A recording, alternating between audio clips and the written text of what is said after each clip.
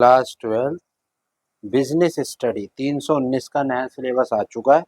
Total lesson है 23, जिसमें से 40% सिलेबस कम हो गया, यानी 9 लेसन नहीं आएंगे, सिर्फ 14 लेसन आएंगे।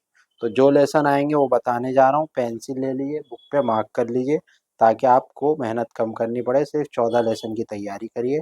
यही उन बच्चों के लिए जिन बच्चों का एग्ज़ाम अप्रैल या अक्टूबर में होने जा रहा है। एक्स्ट्रा सिलेबस की तैयारी मत करिए, क्योंकि वो नहीं आएंगे। कौन कौन से चैप्टर आएंगे मैं बता रहा हूँ, टिक कर लिए। चैप्टर नंबर 3, 5, 7, 8, 9, 10, 12, 13, 15, 16 और आपका जो है 18, 19, 23, 20। तो दोस्तों इन पे निशान लगा लीजिए। और कौन से नहीं आएंगे वो भी बता देता हूँ। 1, 2, 4, 6, 11 और आपका जो है 14, 17, 21, 22। ठीक है, तो ये मैंने आपको बता दी। इन्हीं की तैयारी करनी है, बाकी उसमें से नहीं आएगा।